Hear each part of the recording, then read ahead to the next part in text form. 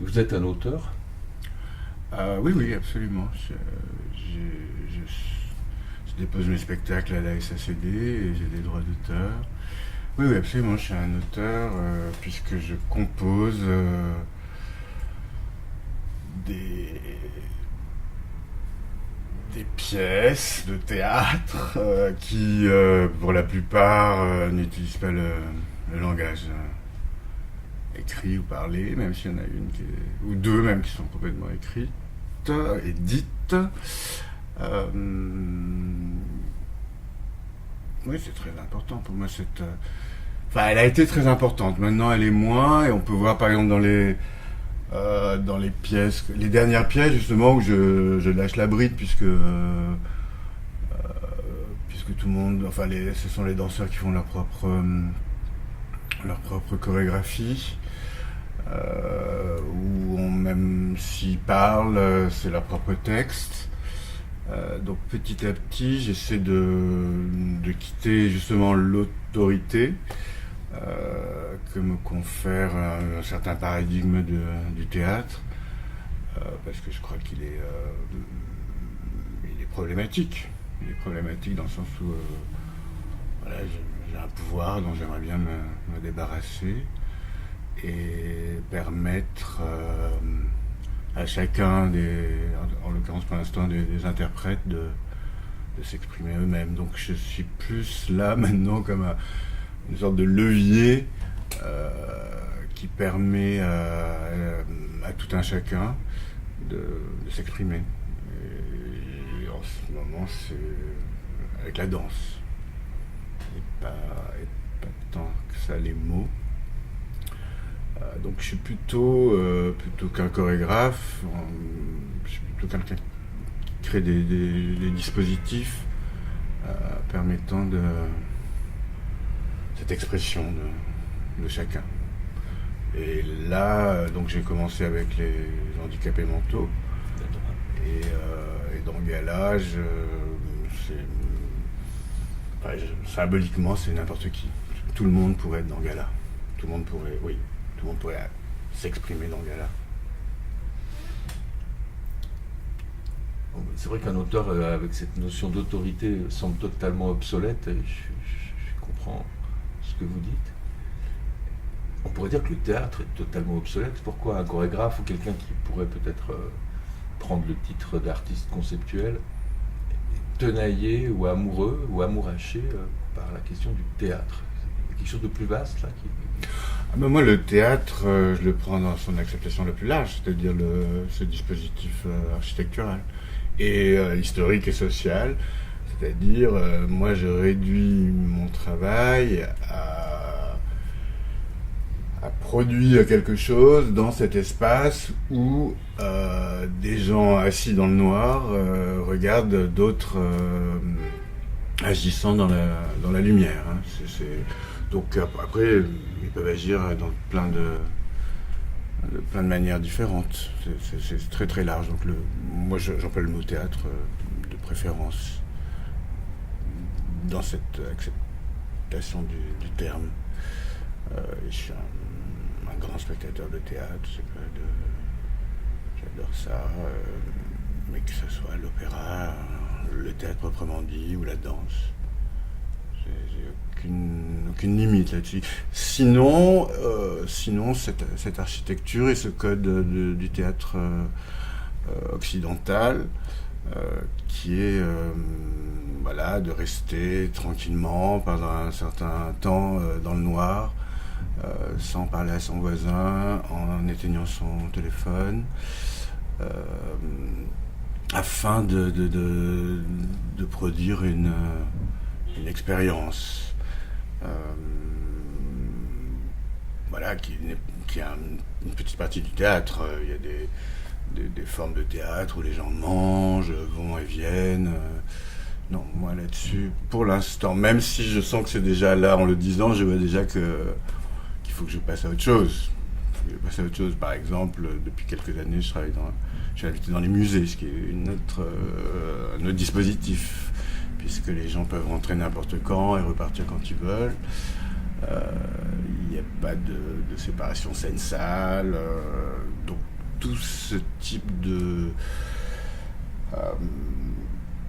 contraintes, dès que je les repère, j'ai besoin d'abord de les questionner, et ensuite évidemment de les changer, de les détruire. En tant que spectateur, vous avez des goûts éclectiques ou est-ce que vous reconnaissez des pistes qui vous attisent dans la recherche qui est la vôtre en allant voir des spectacles? Ah non, je suis très précis. J'ai besoin de voir quelque chose que je ne connais pas. J'ai besoin de faire une nouvelle expérience. J'ai aucun intérêt à retrouver les mêmes sensations, à reconnaître quelque chose que je connais déjà. Donc j'ai toujours besoin de gens d'artistes qui poussent la pratique dans ses retranchements, vers les limites. Après, un truc très classique, très très bien fichu, je peux aussi accepter ça. Mais ça m'intéresse toujours moins. Je préférais toujours un spectacle raté qui tente quelque chose qu'un spectacle réussi, mais bon voilà, dont je repère assez facilement les enjeux. Hein. Non, je m'adosse à une idée expérimentale de l'art, à des gens qui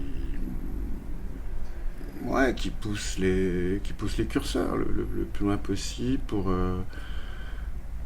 Moi, personnellement, j'en parle comme ça, je dis que je teste sa résistance. J'aime tellement le théâtre, j'aime tellement son pouvoir que j'essaie de le saper, quoi. J'essaie de voir jusqu'où encore il résiste. Il résiste à la déconstruction. Où est-ce qu'il est irréductible, quoi. C'est ma question principale, c'est qu'est-ce que c'est que le théâtre ? Pourquoi sur moi, en tant que spectateur, il y a une telle intensité ? Je peux connaître les plus grandes... les choses les plus profondes. C'est-à-dire que le théâtre va révéler chez moi des choses jusqu'à ce que je sois dans cette... Enfin, regardez cette pièce, je n'ai pas la moindre idée de l'existence de ces états de corps ou de pensée, quoi. Là, je viens de voir le spectacle d'un Russe dans le festival d'automne à l'Odéon, avec donc c'est les trois sœurs que je connais par cœur, que j'adore, et c'est les comédiens jouent en langue des signes, quoi, et on lit les surtitres. Et là, alors que je connais par cœur les trois sœurs, là j'ai encore vu d'autres choses. Voilà, donc c'est tous ces types d'expérimentation qui me passionnent. Qui nous passionnent aussi. Mais vous avez d'autres brûlures comme ça, d'autres spectacles ou d'autres enchantements ou... Ah oui, j'en ai plein. Quelques exemples comme ça. Moi, dans le théâtre, j'ai été très très influencé par Bob Wilson, par exemple. Pas tant dans l'esthétique, mais dans le rapport au temps, par exemple. Le rapport au temps, l'étirement du temps chez lui m'a paru une des plus belles choses au monde, et donc je m'en suis servi, quoi. J'ai moi-même eu beaucoup de tendance à étirer le temps trop. Pour parler du théâtre en France, il y a quelqu'un qui est fondamental pour moi, c'est Claude Régis.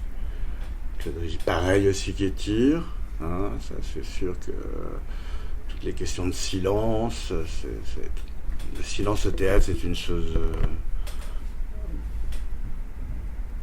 merveilleuse, parce que le théâtre est fait pour que justement, c'est un des seuls endroits dans la ville où on peut encore avoir du silence, puisqu'il y a des murs épais, il y a des doubles portes,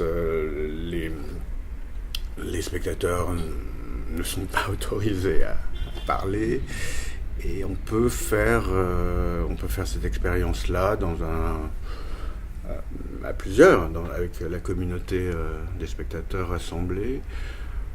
Donc tout ça, ça a été des choses... une passion pour Christophe Marthaler, qui pour moi, lui, il m'intéresse pour son obsession du chœur, hein, les acteurs qui tout d'un coup, régulièrement pendant le spectacle, vont faire un chœur, souvent en chantant. Donc ça, c'est des formes politiques hein, derrière tout ça, évidemment. Hein, le chœur, le silence. Le silence, il est politique dans le sens du détachement, de s'abandonner, d'être... qu'on n'a pas besoin de spectacle, qu'on n'a pas besoin qu'on nous fasse des trucs pour nous occuper, mais au contraire de nous ramener à nous-mêmes en tant que sujet, spectateur, individu. Il y a les gens qui font le contraire aussi qui me passionnent, comme Frank Castorf par exemple, de la Volksbühne, qui lui, au contraire, remplit... il y a une exubérance comme ça. Alors ça, c'est des choses qui me fascinent, parce que moi, je sais pas le faire, quoi. Donc, je suis très très attiré par certaines capacités. Ça a été très important pour Pina Bausch, évidemment. Dans la danse... Cunningham avec John Cage, des jeunes gens. Non, il y a plein de. Comme je dis souvent, si j'étais riche, je serais spectateur. J'arrêterais immédiatement. Hein. Alors là, j'ai assez d'argent pour vivre, et puis j'irai tous les soirs au théâtre. Je passerai ma journée à me prélasser, à lire, et le soir j'irai au théâtre, parce que je pense que c'est la meilleure situation dans un théâtre, c'est de venir, de s'asseoir et d'attendre que, comme dirait Beckett, attendre qu'il y ait quelque chose d'autre que soi. Une belle catastrophe. Oui, la possibilité de la catastrophe, c'est intéressant, parce que moi je crois qu'au fond, je revoyais un film qui a été fait ici d'ailleurs, d'un spectacle que j'avais vu, d'un des premiers spectacles que j'ai vu, qui était la mise en scène de Marguerite Duras de Savannah-Bay avec Madeleine Renaud et Bulogier. J'avais 19 ans, je crois que on m'avait offert un billet pour mon anniversaire. Donc c'est émouvant de rentrer dans cette salle, parce que voilà. Et puis dans ce qui était un spectacle absolument, enfin Madeleine Renaud, on avait l'impression d'être avec elle dans la cuisine, quoi. Tout était nettoyé, elle était transparente, pas la moindre protection, la moindre arme. C'est ce que je cherche, moi, par exemple, avec les amateurs, hein, contre les professionnels. Les amateurs sont démunis, donc on a l'impression de voir à travers leur peau, à travers ce qu'ils pensent, ce à quoi ils s'identifient, leur rapport au monde. Et donc, dans ce petit film qui est sur Internet, qui s'appelle Savannah-Bay, c'est toi, j'ai vu récemment, Duras dit le centre du théâtre, c'est le tragique. Parce que je crois profondément, c'est ce qui... Je pense que c'est là où on peut... en tout cas, le tragique, c'est... le théâtre est là pour ça. Il est là pour qu'on puisse éprouver, si on a la chance de ne pas l'éprouver dans la vie, on peut... mais on a toujours... on est toujours lié au tragique. Même si on ne le vit pas vraiment, on en a peur. Et elle dit ça, et je pense qu'elle a absolument raison. Donc oui, la catastrophe, oui. De se préparer, de pouvoir l'éprouver par un simulacre, hein, qui est la fonction du théâtre. Et donc le rire aussi alors. Oui, oui, le rire aussi, mais enfin bon, moi j'ai jamais voulu faire rire, hein, donc ça c'est très très étrange ce qui m'est arrivé. Euh, Ça fait rire beaucoup, les spectacles font dès le début d'ailleurs, mais j'ai jamais essayé. D'ailleurs, je pense que c'est pour ça que ça fait vraiment rire, parce que j'ai jamais essayé de faire rire, quoi. Non, moi j'ai toujours essayé de révéler la profondeur de l'être en vie, quoi. C'est ça qui. La fragilité, ça je pense que je l'ai pris de Pina Bausch. Il y a plus un côté Lévinas, visage de l'autre, que Joseph Beuys, tout le monde est artiste quand on regarde Gala, non? Eh bien, quand même, l'idée boycienne de tout le monde, ce qui est derrière, il dit pas tout le monde devrait faire de l'art, il dit que tout le monde a cette capacité-là, et surtout derrière, il se dit tout le monde est égaux là-dessus. Donc moi, c'est quand même ça m'intéresse beaucoup, c'est ce principe d'égalité. Principe d'égalité scène-salle, par exemple, que j'ai beaucoup travaillé, de ne pas être en surplomb sur les spectateurs. Ça, c'est une chose qui a toujours été très vite. Donc c'est pour ça qu'on a toujours fait des choses. Je travaille sur la banalité souvent. J'ai évité souvent la virtuosité, sauf peut-être quand j'ai travaillé à l'Opéra de Paris, mais c'était plus difficile. Et qu'est-ce que vous voulez dire avec Lévinas? C'est-à-dire, moi ce que je trouve très beau, j'avais adoré Disabled Theatre, et j'ai retrouvé quelque chose de ça dans Gala, avec aussi cette, comment dirais-je, l'amateur aussi qui va faire chuter le professionnel dans certains passages du spectacle, qui est formidable. Enfin, justement, cette égalité dont vous parlez. Mais je disais ça parce que, en fait, dans cet espace blanc, je trouve qu'on voit les corps, on voit les visages, on voit les âmes, on voit les façons d'être. Enfin, qui peut être peut-être perçu par certains comme cruel. Et je trouve que c'est une cruauté aimante. Non, mais on n'a pas parlé d'Artaud, mais le théâtre de la cruauté, je pense qu'il y a toujours de la cruauté dans dans le théâtre. Hein, c'est pas sympathique le théâtre. En tout cas, le théâtre sympathique ne m'intéresse pas. Non, non, parce que il y a de la cruauté.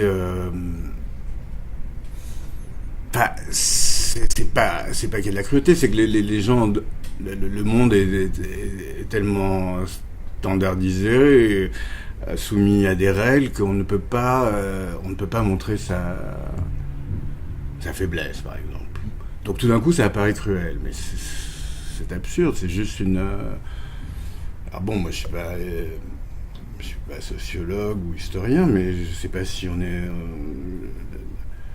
Si la fragilité est plus cachée dans nos temps modernes qu'avant, mais moi c'est ça qui m'embête. Enfin, je pense que quand même l'époque,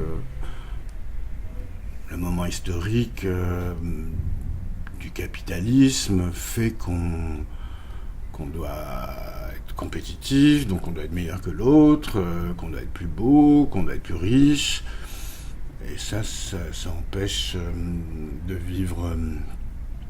De se vivre soi-même, de vivre la réalité de l'existence. Je suis en situation d'échec régulièrement et c'est pas si grave. Et ça, je l'ai compris justement avec le travail avec les handicapés. Enfin, moi, ça m'a émancipé totalement de la question de l'échec. Un coup, je me fous d'échouer. Je me fous d'échouer en public ou... je vis ma vie tout en sachant que l'échec en fait partie et ça m'a énormément libéré. J'ai plus peur. Vous leur parlez beaucoup à vos interprètes, quels qu'ils soient, vous les mettre en confiance, vous parlez à quel niveau, de quel endroit, enfin pas de quel endroit, plutôt vous les mettez au courant du projet théorique ou c'est beaucoup plus pragmatique? Enfin, est-ce que vous pouvez me parler un peu de la manière dont vous parlez à vos interprètes? Donc, comme je les dirige pas sur les pas ou la mise en scène, puisqu'ils font ce qu'ils ont à faire, il y a un dispositif qui est très simple à activer.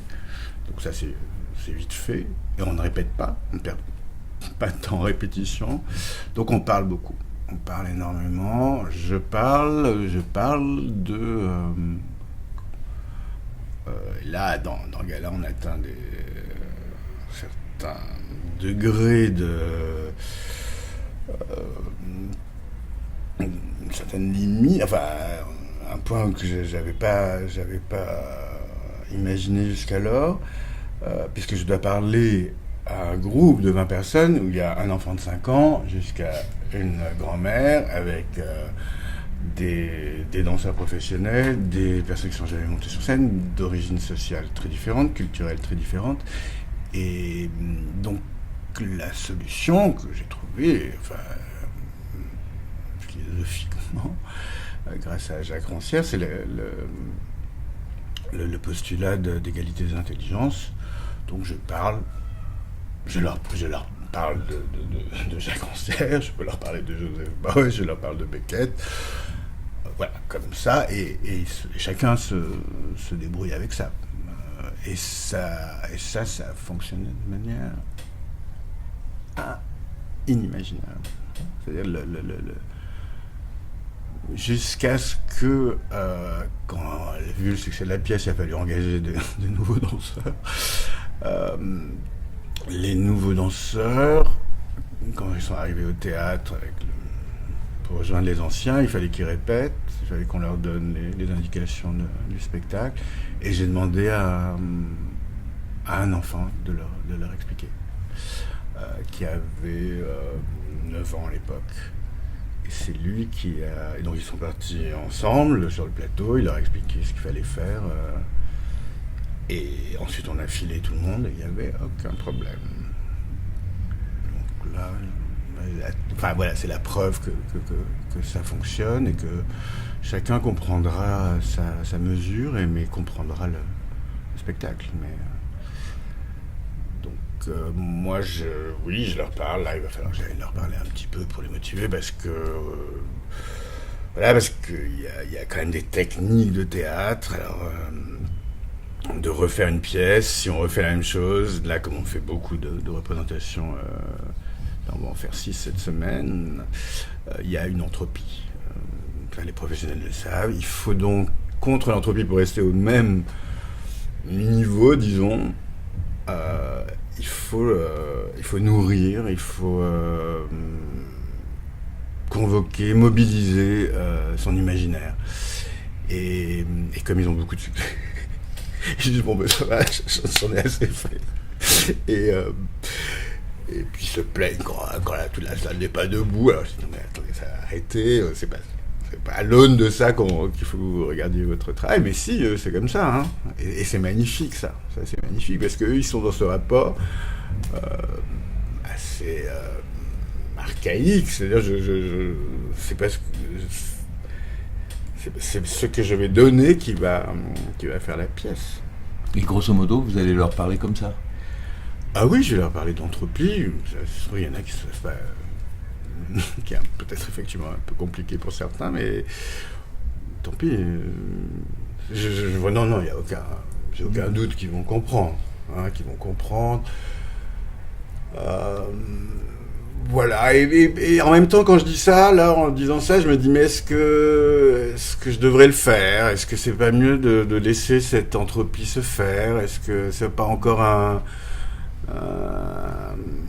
une sorte de paradigme un peu traditionnel, de vouloir faire mieux. J'expérimente. Ça, c'est pas mal avec quand même ce portrait où je vois plein de spectacles. Certains ont 2 ans comme celui-là, ou 20 ans comme d'autres. Et qui certains, je voudrais les changer, parce que évidemment, je suis pas le même. Donc ça... Je trouve la question très intéressante, parce que c'est quand même du spectacle, hein. Donc effectivement c'est des questions centrales. Est-ce qu'on peut être d'une honnêteté telle que le spectacle va s'affadir? Oui. Je comprends. Oui, ça c'est toujours... c'est ce que je disais. Est-ce que... Jusqu'où il résiste? Ça m'intéresse aussi, justement, sur tous ces spectacles qu'on a, qui sont... qui sont mes préférés, hein, c'est moi qui ai choisi. Et, les programmateurs voulaient d'autres spectacles, j'ai dit non, ça je ne veux plus le faire. Ça permet de pratiquer le théâtre. Ça me permet de voir, si je leur dis pas telle chose et je laisse, au contraire, par exemple, cette entropie se faire, est-ce que ça va pas être intéressant? En tout cas, il faut que je la tente pour voir si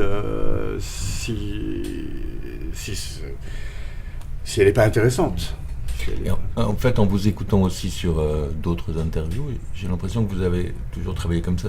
À un moment, vous dites, avec mes premiers spectacles, finalement, je travaillais sur moi, avec moi, donc effectivement, le spectacle Jérôme Bel, nom de l'auteur avant. Et il y a une rencontre avec l'autre qui se fait. Et en même temps, en explorant un langage. Donc, cette rencontre avec l'autre, c'est déterminant.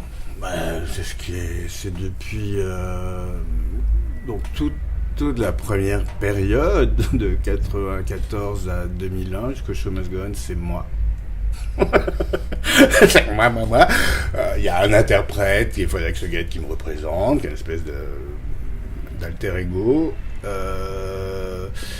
Dans Show Must Go On, ils ont beau être jusqu'à 28 sur scène, ils sont tous une partie de moi, un éclat, une facette. Et jusqu'à la pièce, ensuite c'est la pièce à l'Opéra de Paris qui est Véronique Doisneau. Et là je me déprends de moi-même totalement.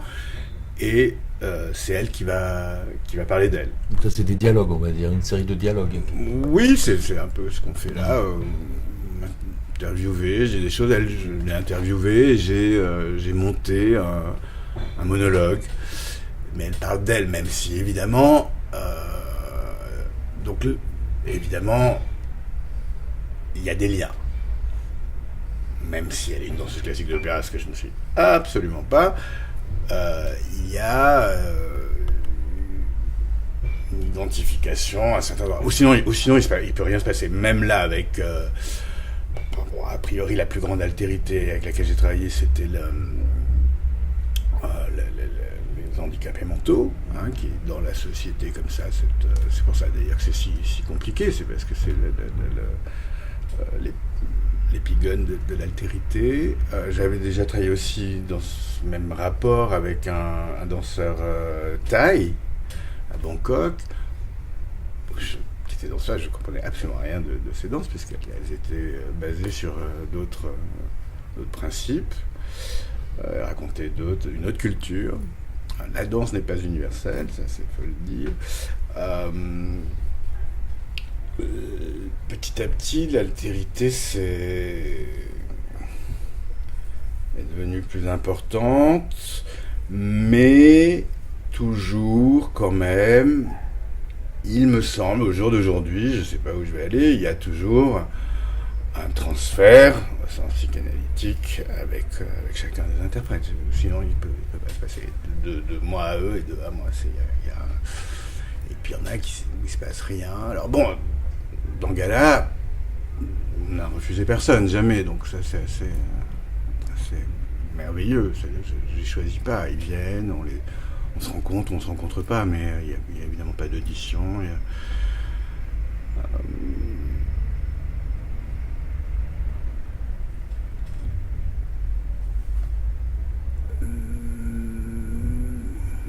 Mais il reste un lien qui est, à mon avis, encore à définir. Pour savoir pourquoi maintenant je peux rentrer en contact avec n'importe qui. Mais c'est la structure de la pièce qui fait ça, et c'est ce qui se passe ensuite pour les spectateurs qui s'assoient dans la salle, évidemment, hein, puisqu'ensuite ce lien-là va être revécu par pas tous les spectateurs, parce qu'il y en a qui ont quand même du mal et qui s'en vont, mais assez peu comparativement à il y a quelques années. Et je pense que peut-être finalement, c'est que ça qui reste. C'est que ça, le théâtre. Moi, je reparle des 3 sœurs que j'ai vues avant-hier. Je croyais que Macha était fantastique. Là, dans la mise en scène, Irina m'a semblé absolument moi ou quelque chose comme ça. C'est évidemment, c'est ça qui se passe au théâtre. C'est ce lien avec une altérité, quelqu'un qui est là, qu'on ne s'attendait pas à voir et qui arrive et je vis pendant 1h, 1h30, 3 heures avec elle ou lui. Je vis, oui, c'est ça, avec un personnage, mais aussi une personne. Évidemment, dans Gala, c'est des personnes, c'est pas des personnages. Ça. Bon, parce que moi, je viens de la danse moderne, où le personnage a été genre historiquement. Et peu importe que ça soit un personnage, comme dirait je ne sais plus qui, tout rôle est un documentaire sur l'acteur ou l'actrice. Quoi. Alors, vous devez bientôt y aller, donc je vais vous poser une dernière question très classique, mais à vous écouter, finalement, même si on est dans un monde numérique, le théâtre a encore sa place. C'est une espèce de dispositif expérimental où on s'enferme en silence, certains regardent, et on attend que quelque chose d'inouï ou d'imprévu, ou pas encore arrivé, arrive. Ça se construit, évidemment, ça se fomente.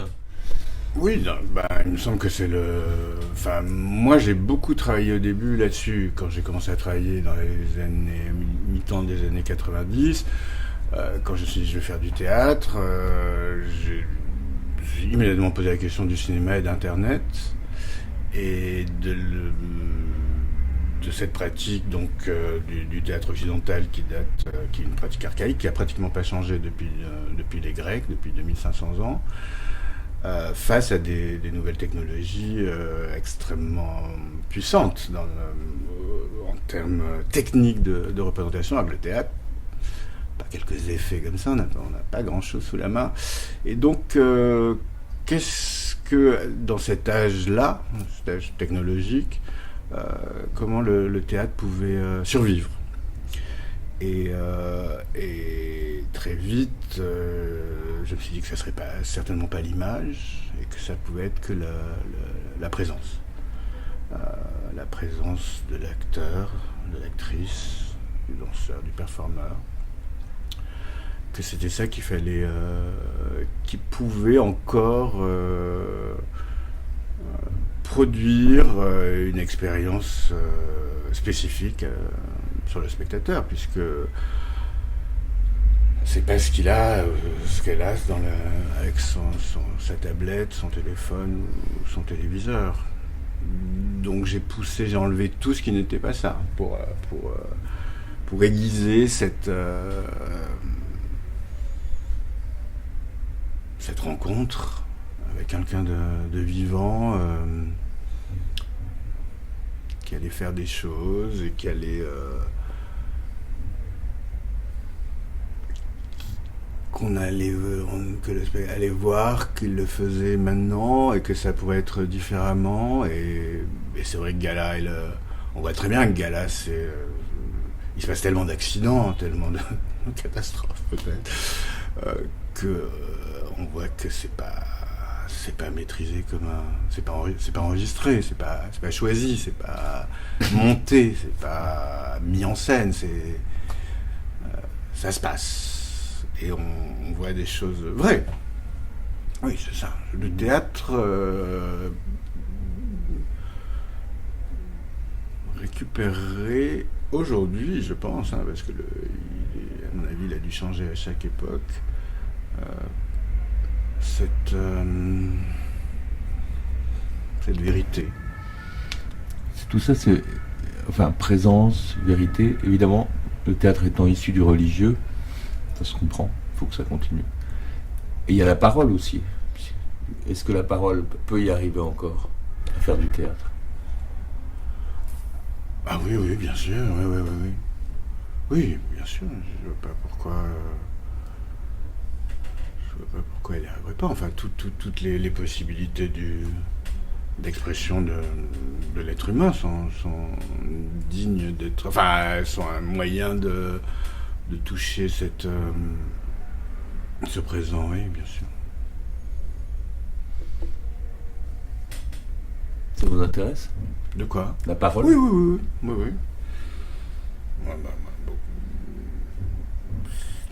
beaucoup, oui. L'articulation, c'est quand même le meilleur, le moyen le plus sophistiqué pour communiquer on ait trouvé. On aurait pu choisir le toucher, des signes comme ça. Je sais pas pourquoi l'espèce a produit le langage, et c'est quand même là où on est en tout cas, dans notre histoire, le plus précis, ouais. Donc oui.